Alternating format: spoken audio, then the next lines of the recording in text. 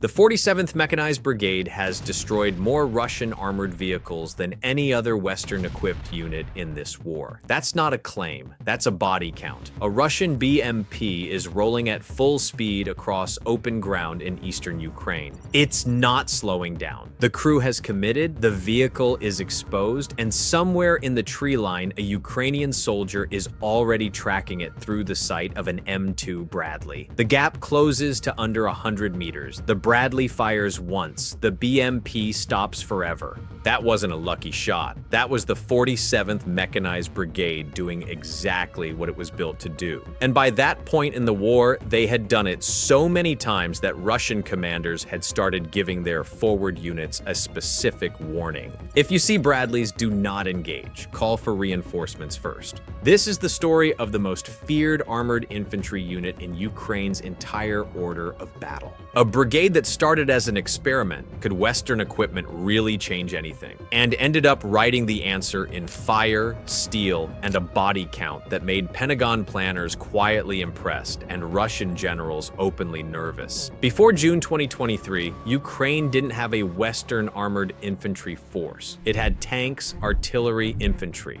but no unit built around the doctrine the Americans had been refining for 40 years. The M2 Bradley wasn't just a vehicle. It was a system built around one idea: drop infantry into a firefight and support them at close range with a 25mm chain gun. Everything else, the armor, the optics, the tow missiles, was built around making that one idea survivable. Washington understood that sending Bradleys without a trained unit to use them properly would be like handing someone a Formula One car when they'd only ever driven a tractor. So the 47th was selected, trained up, and equipped with hardware that made every analyst do a double take. Bradley IFVs straight from American stockpiles. Germany threw in Leopard 2A6s and the mine-clearing 2R variant, which, knowing the Germans, came with a 400-page maintenance manual and a very strong opinion about torque specs. Later came M1A1 Abrams and assault breacher vehicles, the armored bulldozers the Marines used to punch minefields open under direct fire. On paper, the 47th looked like something out of a NATO exercise. On the ground in Zaporizhzhia, it was about to meet the worst minefield density Europe had seen since World War II. June 2023. Ukraine launches its long-anticipated southern counteroffensive. The objective is to punch through Russian lines in Zaporizhzhia, cut toward the coast, and split the Russian-occupied south in two. The 47th is assigned to the main thrust near Orikhiv and Robotyne, ground that Russia had spent nearly a year fortifying. What they found was not a front line. It was a system. Multiple belts of trenches, minefields so dense that drone footage looked like a chessboard of disturbed earth, dragon's teeth obstacles, and pre-registered artillery ready to fire the moment anything metal moved in the open. Bradleys and Leopards were being destroyed on camera. Footage hitting telegram channels before the smoke had even cleared. A single minefield shredded a formation that weeks of planning had assembled. The brigade was measuring its advance in meters and paying for every one of them. But here's what the footage didn't capture. The Bradleys were saving lives their crews never expected to survive. One vehicle took a direct grad rocket hit, the kind of unguided area weapon that has killed thousands throughout this war, and the crew walked out. Shaken, some injured, but alive. In Soviet doctrine, that outcome is called a malfunction. The Bradley's spall liner, its hull design, its philosophy of survivability over speed absorbed the blast in a way a Soviet BMP simply cannot. Ukrainian crews started talking about it the way American infantry talked about it in Iraq. It's not indestructible, but it gives you a chance when nothing else would. By the time the 47th reached the outskirts of Robotyne in August 2023, they had punched through the first and second Russian defensive lines. The cost was high, but they had cracked the belt. Robotyne fell, slowly, bloodily, but it fell.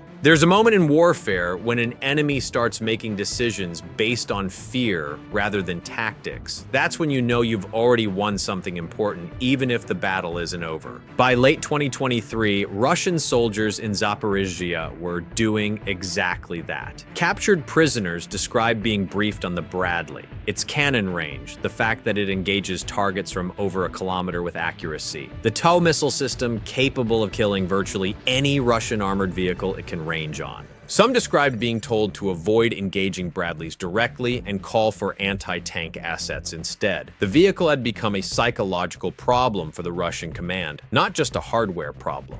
The 25mm M242 Bushmaster is central to this, up to 200 rounds per minute, penetrating the side and rear armor of virtually every Russian IFV in service, operating day and night through thermal optics. In the close-range mechanized fighting that defines the Donetsk front, engagements at a few hundred meters, sometimes less, a Bradley crew with good situational awareness is genuinely terrifying to face in an older Soviet vehicle. The Russians, for context, were still rolling BMP-1s in some sectors, a vehicle designed in the 1960s when the cutting edge of Soviet engineering was make it cheaper than a tank and hope for the best. A Ukrainian commander with the 47th, interviewed by a Western journalist in late 2023, described the tactical dynamic without drama. They see us and they run or they die. He wasn't boasting. He was explaining a pattern predictable enough to plan around.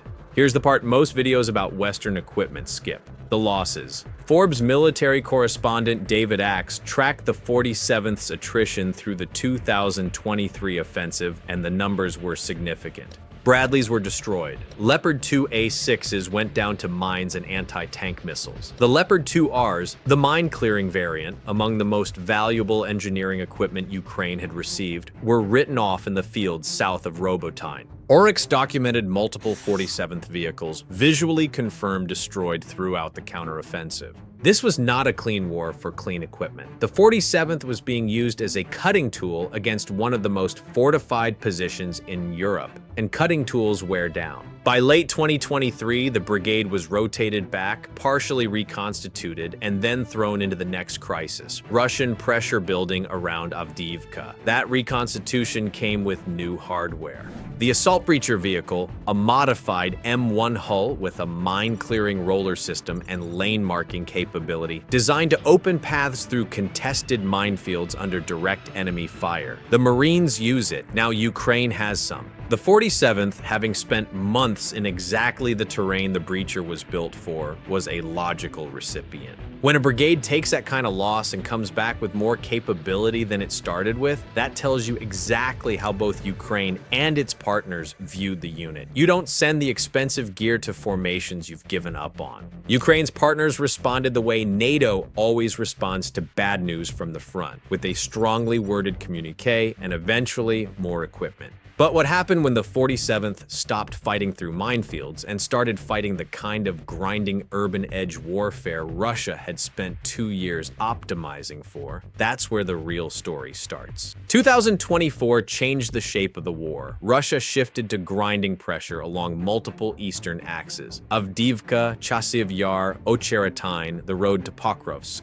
Not dramatic breakthroughs, attritional assaults designed to exhaust Ukrainian manpower and force Kyiv to choose where to concentrate its best units. The 47th was one of those best units, and so it went east. Near Robotyne, footage emerged of a Bradley engaging a Russian armored vehicle at what analysts described as near point-blank range. The Russian vehicle was already moving. The engagement lasted less than 2 seconds. The crew of the Russian vehicle did not survive. Ukrainian commentary was clinical. This was not treated as exceptional. It was treated as routine. That's the detail. By 2024, the 47th's crews were not learning the Bradley anymore. They had mastered it. 2 years of combat, what analysts have described as the most intense mechanized combat Europe has seen since 1945, had produced a cadre of armored infantrymen who understood their vehicles, their enemies, and the specific conditions of eastern Ukrainian warfare in a way no training program creates. In March 2024, the brigade was associated with the destruction of a Russian armored convoy in the Donetsk region. Ukrainian accounts describe dozens of Russian troops killed in a single engagement, multiple vehicles destroyed.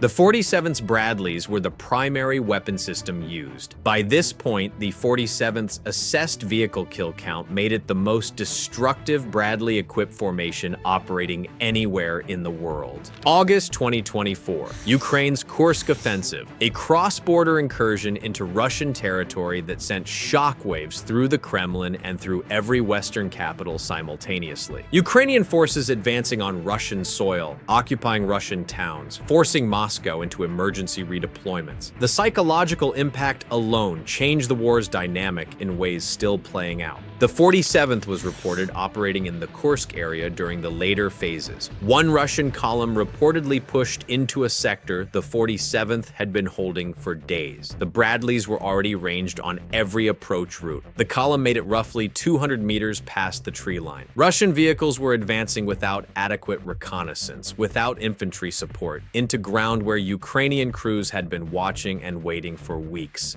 A Ukrainian commander described the Russian assault pattern in Kursk as expensive and predictable. The 47th had spent 2 years learning how to set those kill zones up. The Russian units arriving, rushed and disorganized, had not done any of that work. The result was not a battle, it was processing. And then Pokrovsk happened, and the 47th got the hardest assignment of the entire war. As of early 2025, the fight for Pokrovsk is one of the most strategically consequential engagements in the entire war. It sits on logistics routes supplying a significant portion of the Ukrainian Eastern Front. If Russia takes it, the map changes. The 47th is in that fight. In January 2025, the brigade publicly stated it had helped repel a major Russian assault, describing the attack as among the largest they had faced in recent months. Multiple Russian vehicles destroyed, assault broken, line held. The language was matter-of-fact, which says everything. A unit that describes repelling a massive armored assault as routine has been doing this long enough that massive armored assaults have become routine. For reference, most NATO training exercises simulate one. The Bradley is still at the center of it. 2 years on from the vehicle's Ukrainian debut, the 47th's crews use it the same way: aggressive, mobile, engaging at range with the cannon and tow missiles, dropping infantry for close fighting, extracting them before the Russian artillery response arrives. The difference is that every crew member has done this dozens of times now. The vehicle hasn't changed. The people inside it have become something else entirely. Nobody says this out loud about the 47th, but every serious analyst understands it. This brigade is not just a Ukrainian formation, it is a proof of concept. When Washington decided to send Western armored vehicles to Ukraine, there were genuine doubts on every floor of the Pentagon. Would Ukrainians maintain them? Would the doctrine transfer? Would any of it actually matter against Russian defensive depth? The 47th answered every one of those questions. Maintenance held up under combat conditions that surprised even American advisors. The doctrine transferred, not cleanly, but well enough. And it mattered in every single fight they were thrown into. The Pentagon has a word for what the 47th has become. Several words, actually, most of them classified.